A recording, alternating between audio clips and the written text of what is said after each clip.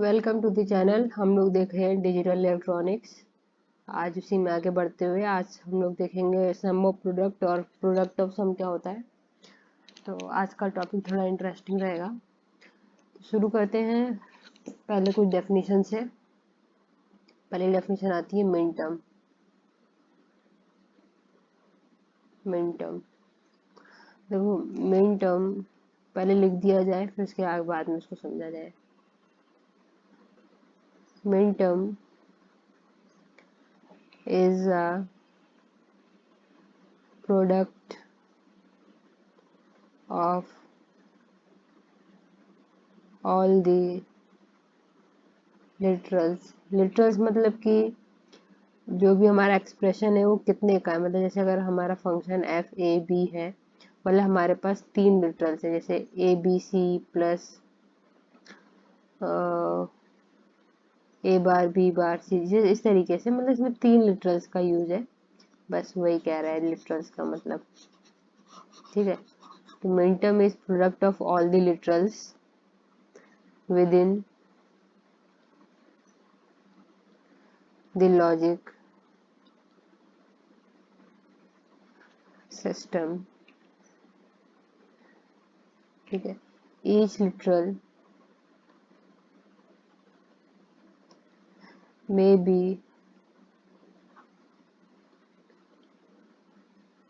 with or without bar that is complemented। देखो इसका मतलब क्या है। मिन टर्म क्या कह रहा है कि प्रोडक्ट है लिटरल्स का। ठीक है, जैसे प्रोडक्ट मतलब A dot B dot C हो गया। ठीक है, तो और ये लिटरल्स हो गए हैं, या फिर ए बार बी सी बार। बार हो भी सकता है, नहीं भी हो सकता है, ये लिखा हुआ है विद और विदाउट बार। ठीक, और है क्या ये, product of all the literals. और इसको कर सकते हैं ए बी बार सी, या ए बी सी बार, या फिर पूरे पे बार कर दे। मतलब कितने हो सकते हैं, जरूरी नहीं है कि 3 ही वेरिएबल हो। Maybe A and B bar हो जाए, और ए भी हो सकता है सिर्फ, या फिर 4 वेरिएबल का हो तो ए बी सी डी हो सकता है, या ए bar B bar C D बार हो सकता है। ये जैसे 4 वेरिएबल का अगर हमारा फंक्शन हो। ये सब ऊपर वाले 3 वेरिएबल के लिए थे, है ना, और ये लास्ट के ये 2 वेरिएबल के लिए है, 2 वेरिएबल। ठीक है, इसमें मिन टर्म में जो एक नोट पॉइंट है, इसको याद करना, रखे रहना कि हम लोग 0 के लिए हमेशा ए बार लेंगे और 1 के लिए हमेशा ए लेंगे। ठीक है, आगे समझ में आएगा इसका क्या मतलब है। ठीक है, इसको बस याद रखे रहना। नेक्स्ट चलते हैं मैक्स टर्म पे। एक चीज और, मिन टर्म को स्मॉल एम से दिखाते हैं। सिंबल इसका स्मॉल एम से, स्मॉल एम, जैसे M naught, M one, M two and so on, इस तरीके से। आगे आते हैं मैक्स टर्म पे। Max term,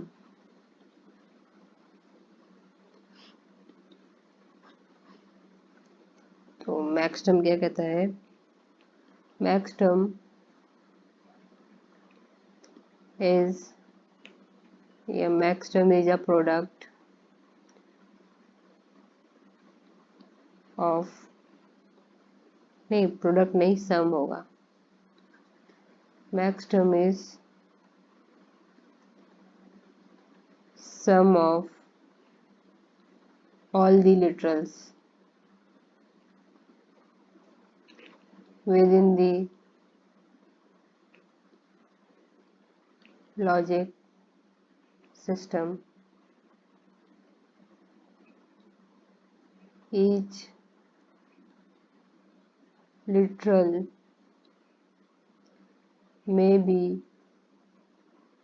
yeah, may be with or without the bar that is complemented, that is complemented। देखो इसका क्या मतलब, ऊपर वाले में था प्रोडक्ट, इस वाले में है सम।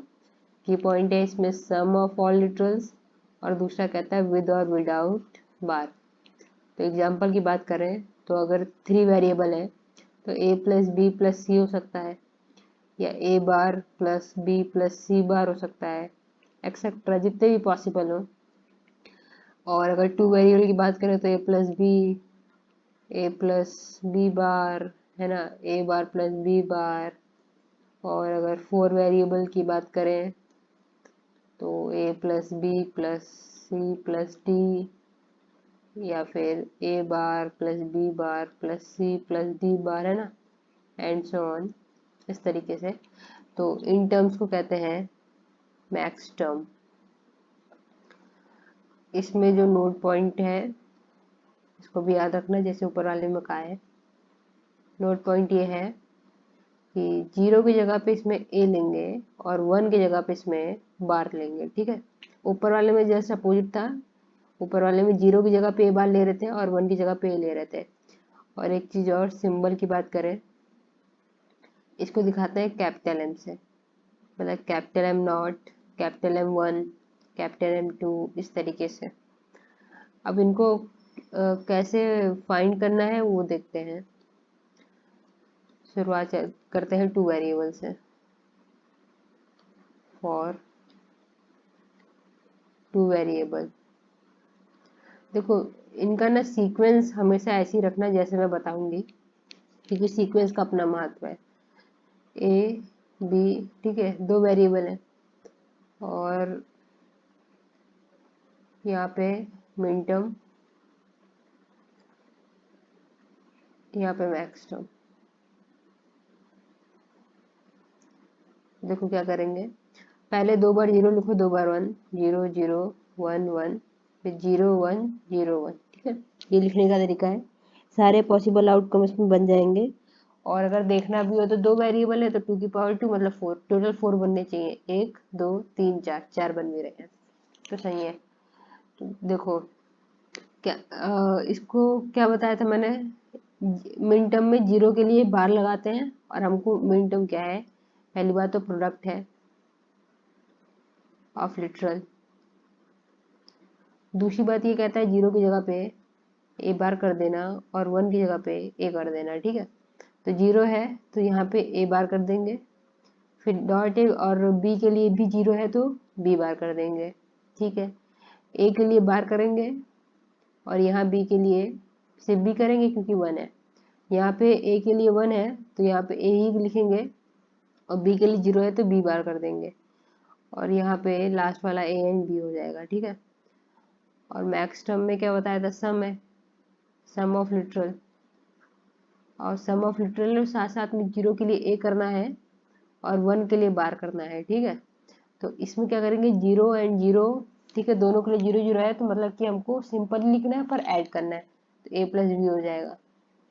इसके लिए करेंगे तो ये वाला बन जाएगा ए प्लस बी बार, और लास्ट वाला करेंगे ये बनेगा ए प्लस बी, मतलब ए बार प्लस बी, और ये बनेगा ए बार प्लस बी बार, ठीक। आई होप लिखना समझ में आ गया होगा कैसे मिन टर्म और मैक्स टर्म लिखते हैं। तो इसको कहेंगे एम नॉट, इसको कहेंगे एम वन, इसको कहेंगे एम टू, इसको कहेंगे एम थ्री, ठीक है। और इसको कहेंगे M one, M naught capital में पर, तो यहाँ पे भी एम वन पर कैपिटल में, एम टू, एम थ्री।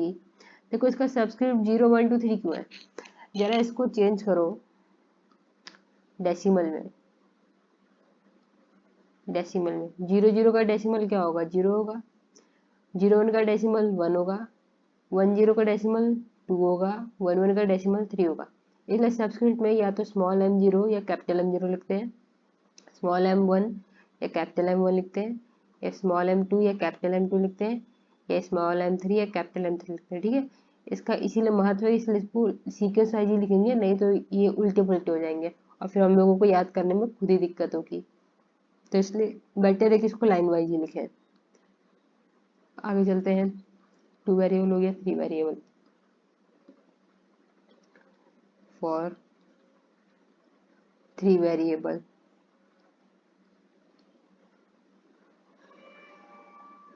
ए B C min term, max term.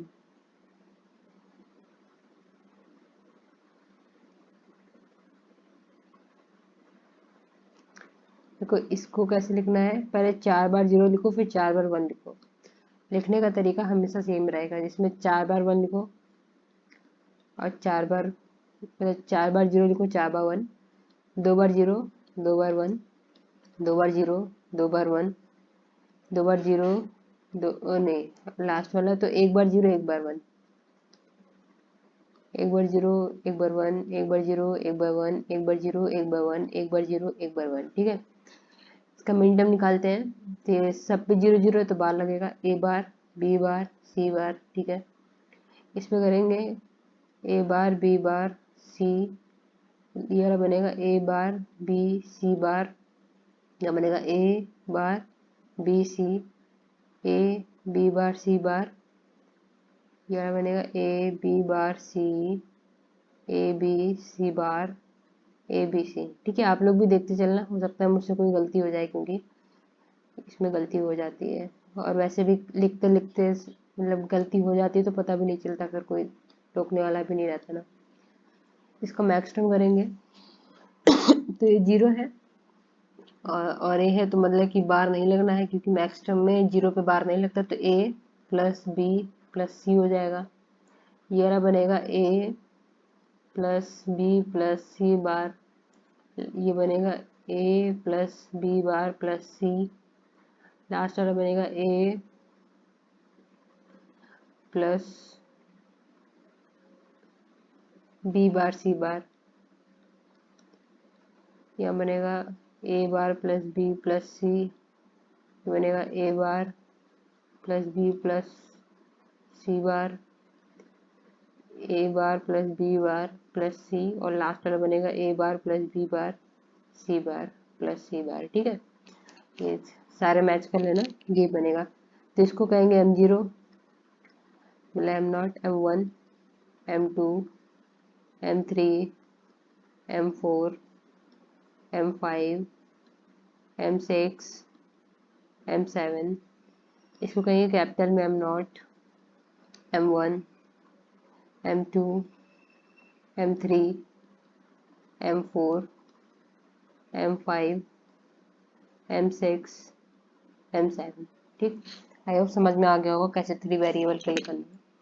4 variable देख लेते हैं।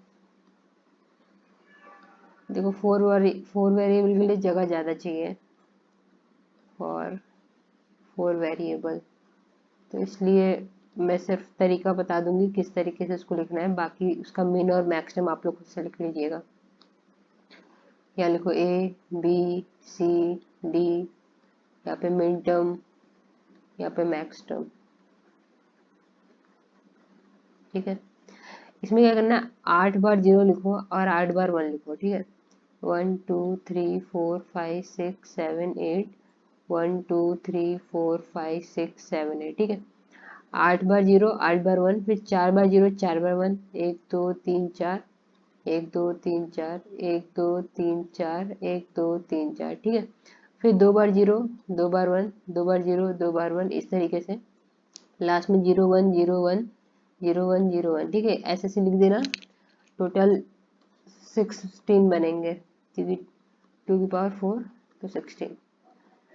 तो मिन और मैक्स टर्म तो सारे लिख ही लेंगे। पहले वाले का अगर मैं बता दूं 0 0 0 है, तो ए बार, बी बार, सी बार, डी बार हो जाएगा, और ये बनेगा A plus B plus C plus D, है ना। ये होगा मेरा M0, हो जाएगा M कैपिटल में M0। इस तरीके से M1, M2 up to M17 तक जाएंगे, और यहाँ पे भी कैपिटल 17 तक जाएगा। ये वाला टेबल खुद से पूरा कर लेना, क्योंकि इतने स्पेस में तो आ नहीं पाएगा, इसलिए मैं बता नहीं पाऊंगी। ठीक, अब चलो आगे चलते हैं। नेक्स्ट है हमारी सम ऑफ प्रोडक्ट।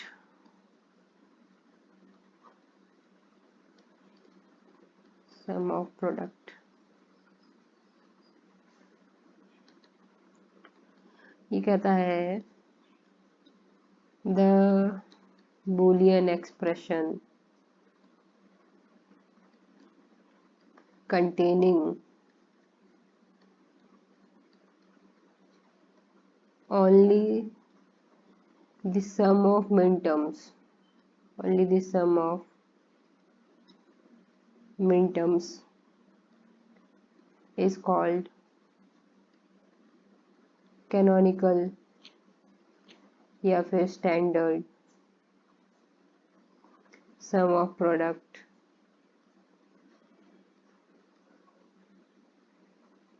इसी को कहते हैं SOP शॉर्ट फॉर्म में ऑफ द एक्सप्रेशन। देखो इसका मतलब क्या है, इसका मतलब है कुछ इस तरीके से होगा। अगर एग्जांपल के लिए f इक्वल टू कुछ m0 plus m2 plus m5 कुछ इस तरीके से, ये मिन टर्म्स है, मिन टर्म्स के समेशन में, तो इसको नोटेशन और ऐसे लिख सकते हैं समेशन, क्योंकि इस समय समेशन है और m को कॉमन ले लेते हैं 0 to 5, इस तरीके से लिखा जाता है। तो इसको क्या लिख सकते हैं, m मान लेते 3 variable function f a b c का है, 3 वेरिएबल फंक्शन है, तो m0 की वैल्यू क्या आती है, m0 आता है मेरा a bar b bar c बार। तो अगर इसको लिखना चाहे तो ये बनेगा a bar b bar c bar plus m2 की वैल्यू आती है a bar b c bar, a bar b c बार, और m5 की वैल्यू आती है a b bar c, a b bar c, a b bar c। ठीक है, जहाँ तक ये आती है ऊपर से पर एक बार मैच कर लेना देख के। तो मतलब कुछ इस तरीके का कुछ एक्सप्रेशन दिखे अगर, तो उसको कहते हैं सम ऑफ प्रोडक्ट। देखो पता ही चल रहा है, सम ऑफ प्रोडक्ट मतलब कुछ प्रोडक्टों का सम हो रहा है, सम हो रहा है, दिख भी रहा है। देखो ये कुछ प्रोडक्ट है, ये प्रोडक्ट है, प्रोडक्ट है, उसका सम हो रहा है, सम हो रहा है ना, तो कुछ प्रोडक्टों का सम हो रहा है, मतलब सम ऑफ प्रोडक्ट, नाम से ही पता चल रहा है। अगला आता है प्रोडक्ट ऑफ सम, इसको बाद में देखेंगे, पहले अब इसी पे चलते हैं थोड़ा। इस पे एक नोट पॉइंट याद रख लेना, note sum of product form या SOP form is only for true value or when output is 1। देखो इसका क्या मतलब है, क्वेश्चन समझ में आएगा। ये है क्वेश्चन, एक टेबल है आपको दे रखी है, A B C 3 वेरिएबल की है और साथ में आउटपुट भी दे रखा है। ठीक है, इसका मतलब ही होता है कि आपको कुछ आउटपुट दे रखा है और आपको एक ऐसा डिज़ाइन करना है गेट कि आपको वो आउटपुट मिल जाए, जो मेन मोटिव है यही। और सम ऑफ प्रोडक्ट और प्रोडक्ट ऑफ सम में क्या अंतर है, मतलब कि दोनों से आंसर सेम ही आता है, पर दो अलग अलग तरीके हैं। वो इसलिए होता है कि आप कौन सा गेट ज़्यादा यूज़ करना चाहते हैं, आप ज़्यादा और गेट यूज़ करना चाहते हैं कि आप ज़्यादा एंड गेट यूज़ करना चाहते हैं, वो डिपेंड करता है कि आप SOP फॉर्म यूज़ कर रहे हैं कि आप POS फॉर्म कर रहे हैं यूज़ कर रहे हैं। तो ठीक है, कुछ चीज़ें मैं बोलती रहती हूँ, इसको भी चाहे लिख लिया करिए, काम आएगा बाद में। तो ठीक है, ये तो वैसे का वैसे ही रहेगा, 0 0 0 0 1 1 1 1, 2 बार 0, 2 बार 1, 2 बार 0, 2 बार 1, 0 1 0 1 0 1 0 1। ठीक है, यहाँ पे दे रखा है 0 0 फिर 1 0 4 बार 1। ठीक, ये है क्वेश्चन। तो हमको इसका सिंप्लीफाई बाय SOP, तो SOP है, सीधे दिमाग में स्ट्राइक होना चाहिए कि ये मिन टर्म्स की बात हो रही है, एक तो पहला चीज, और दूसरा ये हमेशा ट्रू वैल्यू के लिए होता है। तो पहले ट्रू वैल्यू ढूंढो और उसका मिन टर्म लिखो। ट्रू वैल्यू मतलब जहाँ अभी आउटपुट की वैल्यू ट्रू हो, मतलब 1 हो, तो एक वैल्यू 1 यहाँ पे मिल रही है, यहाँ पे मिल रही है, यहाँ पे मिल रही है, यहाँ पे मिल रही है और यहाँ पे मिल रही है। इन सब का मिन टर्म्स लिख दो आगे। इसका मिन टर्म क्या बनेगा, A bar B C bar, A bar B C बार। ठीक है, इसका क्या बनेगा, A B bar C bar, A B bar C bar. इस वाले का बनेगा A B bar C, A B bar C. इस वाले का बनेगा A B C bar, A B C बार। और इस वाले का बनेगा हमारा ए बी सी। ठीक है, और इन सबको जोड़ दो क्योंकि हमको मिन टर्म्स का सम चाहिए होता है। तो यहाँ से f equal to A bar B C bar plus A B bar C bar plus A B bar C plus A B C bar plus A B C. ठीक है, तो इसी को हम लोग कहेंगे हमारा स्टैंडर्ड और कैनिकल एसओपी। स्टैंडर्ड और कैनोनिकल एसओपी। देखो इसको एक चीज और भी लिख सकते हैं, मतलब अच्छा पहले बता देते हैं इसको स्टैंडर्ड या कैनोनिकल एसओपी इसलिए कहते हैं क्योंकि ये डायरेक्टली रिटर्न होता है, return directly from truth table एक तो, और दूसरी बात ये है जो मेन है, ऑल द लिटरल्स या फिर क्या कहेंगे एलिमेंट्स आर प्रेजेंट, लिटरल्स अब्लिक टर्म्स लिख दो इसी के ऊपर टर्म्स, क्योंकि देखो ये हमारा फंक्शन एबीसी का है और सारे के सारे प्रेजेंट है, मतलब एबीसी सब प्रेजेंट है। अब या तो वो बार के साथ हो या ना हो वो अलग बात है, पर प्रेजेंट तो है, इसलिए इसको स्टैंडर्ड या कैनिकल कहते हैं।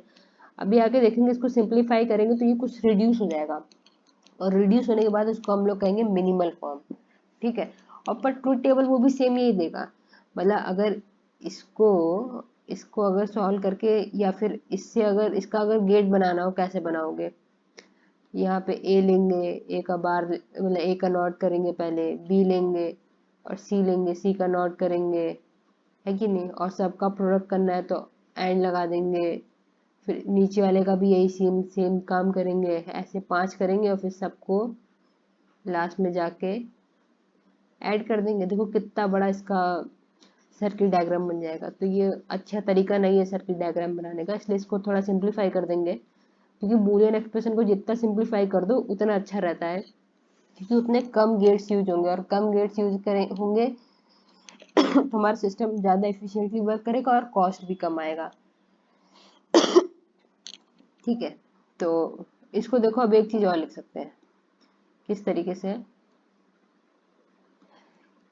ये है मेरा m0, ये है मेरा m1, ये है m2, यहाँ पे m3, ये है m4, m5, m6, m7। तो इसको क्या लिख सकते हैं, इसको m2 लिख सकते हैं, इसको m4, m5, m6, m7। तो इसको लिखने का एक तरीका और हो जाएगा, which implies f equal to m2 plus m4 plus m5 plus m6 plus m7। और इसको लिखने का तरीका मैंने बताया था, क्योंकि ऐड हो रहा है इसलिए यहाँ पे लगाओ समेसन, स्मॉल m को ऐसे बाहर ले लो, यहाँ लिख दो 2 4 5 6 7। ठीक है, इसका मतलब यही होता है इस तरीके से। तो इसको हम लोग कहेंगे another format to use SOP form. I hope समझ में आ गया होगा। अब एक काम करते हैं, जो ऊपर वाला एसओपी फॉर्म था उसको सॉल्व करते हैं। ठीक है, सॉल्व करते हैं उसको।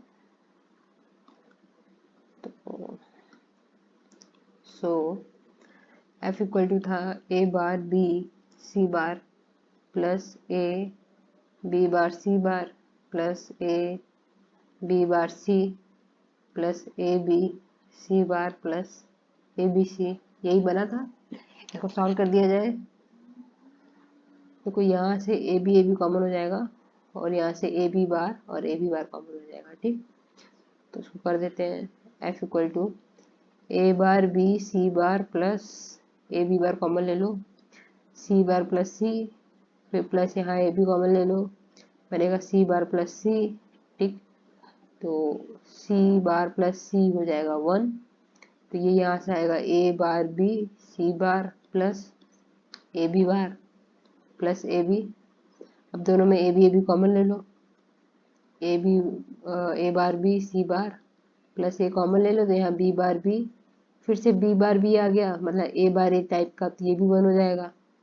तो ये हो जाएगा equal to A bar B C bar plus A. ठीक है, अब देखो एक मैंने कहा था इसको जरूर याद रख लेना, चाहे कुछ याद रहे ना रहे। ठीक है, क्योंकि ए प्लस ए बार बी अगर हो या फिर A bar plus A B कुछ भी हो, तो हम लोग इसको नेग्लेक्ट कर देते थे हमेशा, तो और ए प्लस बी लिख देते थे। तो यहाँ इसको देखो ऐसे लिख सकते हैं, A plus A bar B and C bar. ठीक है, ये एक साथ लो, तो इसमें ए बार को हटा सकते हैं, इस पूरे को एक टर्म मानो, जैसे इसको हटा दोगे तो बन जाएगा ए प्लस बी सी बार।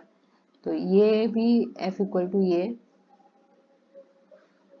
ये हमको सेम ट्रुथ टेबल देगा, वही ऊपर वाली, will give same truth table as above. ठीक है, अभी बना के भी देखेंगे, देखना ऊपर वाला ही ट्रुथ टेबल देगा। तो this is called as minimal SOP form. Minimal SOP form क्यों? क्योंकि इसमें देखो कुछ लिटरल्स कम है कि नहीं, अभी भी ये कुछ मल्टीप्लाई करके ही है ना, कुछ प्रोडक्ट ऑफ सम अभी भी है, बट अभी स्टैंडर्ड नहीं रहा, क्योंकि इसमें कुछ टर्म्स मिसिंग हो गए हैं।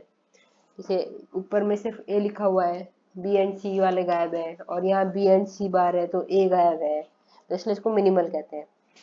और बाकी जो मैं कह रही हूँ कि सेम ट्रुथ टेबल देगा, उसको देख लेते हैं देता है कि नहीं सेम ट्रुथ टेबल, फिर तसल्ली हो जाएगी।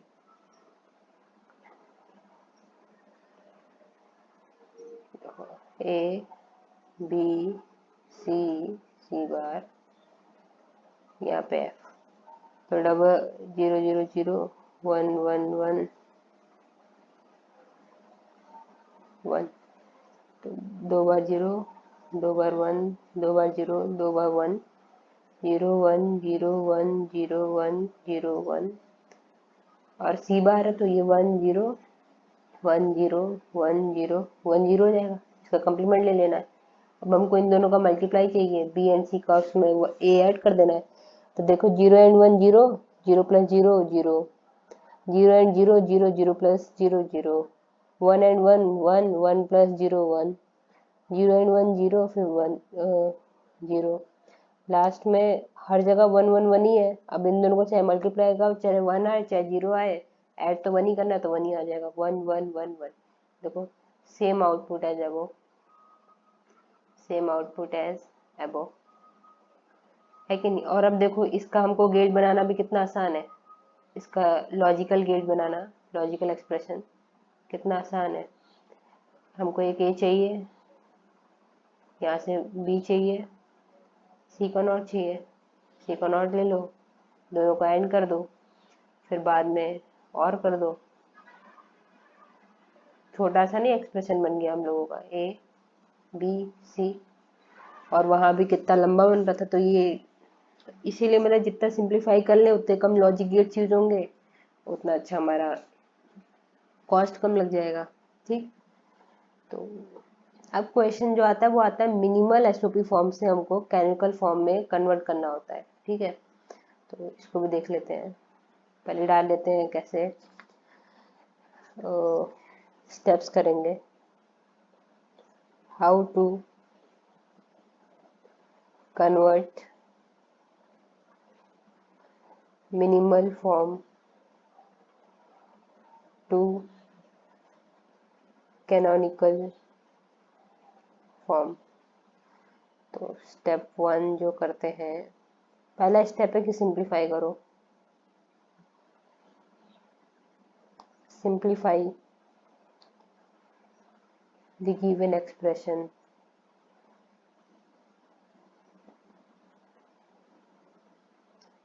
using appropriate theorems।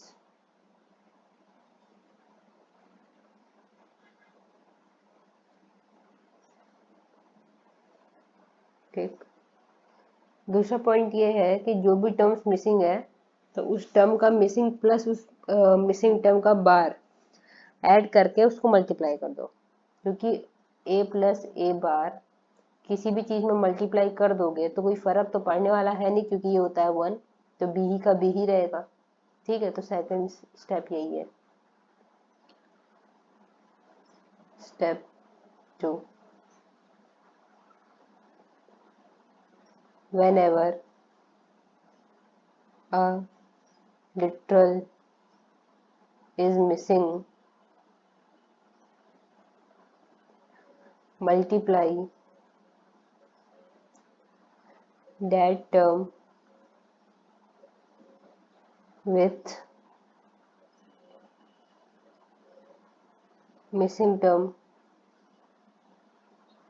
Plus missing term का कॉम्प्लीमेंट, मिसिंग टर्म बार। स्टेप 3 कहता है remove the repeating terms, remove the repeating terms. देखो ये रूल सब क्वेश्चन करेंगे तब समझ में आएगा कि क्या मतलब है। ये ऊपर वाला ही सवाल लेके चलते हैं और वेरीफाई करेंगे कि आंसर आता है कि नहीं आता।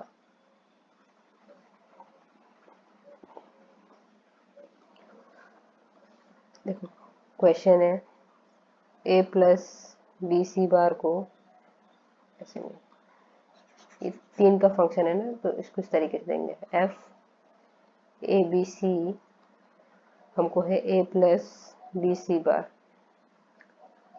कन्वर्ट इन स्टैंडर्ड या फिर कैनोनिकल एसओपी फॉर्म। पहला स्टेप है कि सिंप्लीफाई करना है, तो ये ऑलरेडी सिंप्लीफाइड वर्जन है ही, है already simplified. So moving to next step, so moving to next step. Next step क्या करना है, जो टर्म मिसिंग है, जैसे देखो F A B C equal to A, इसमें क्या मिसिंग है, इसमें बी और सी मिसिंग है क्योंकि वेरिएबल 3 है, तो यहाँ पे हमको करना है बी प्लस बी का कॉम्प्लीमेंट। फिर क्या मिसिंग है, सी, तो सी प्लस सी कॉम्प्लीमेंट। ठीक है, यही स्टेप 2 कहता है। फिर प्लस बी सी बार, इसमें ए मिसिंग है तो ए प्लस ए बार करेंगे। ठीक है, इसको सॉल्व कर देते हैं, तो ये बनेगा A B plus A B bar, फिर ब्रैकेट अभी सी प्लस सी बार को मल्टीप्लाई करना ही है, plus A B C bar plus A B C bar equal to multiply करो A B C plus A B C bar plus A B bar C plus A B bar C bar plus A B C bar plus A B C bar, यहाँ एक बार है ए बार, ए बार। ठीक है, अब चलो इसको solve करते हैं। अब ये सॉल्व हो गया, अब देखना कि कौन रिपीटेड है। कुछ रिपीटेड है तो उसको हटा देंगे। देखो ये टर्म और ये टर्म रिपीटेड है तो इसको एक ही बार लिखेंगे, क्योंकि हमको पता है ए प्लस ए करो तब भी ए ही आता है, या ए डॉट ए करो तब भी ए ही आता है, तो इसलिए रिपीट टर्म को लिखने का कोई फायदा तो है नहीं, इसको हटा दिया जाए। तो ये हो जाएगा A B C plus A B C bar plus A B bar C plus A B bar C bar plus A bar B C bar. ठीक है, मैच कर लेना, यही आंसर होगा, जहाँ तक यही होना भी चाहिए। तो चलिए आगे और क्वेश्चन देखते हैं।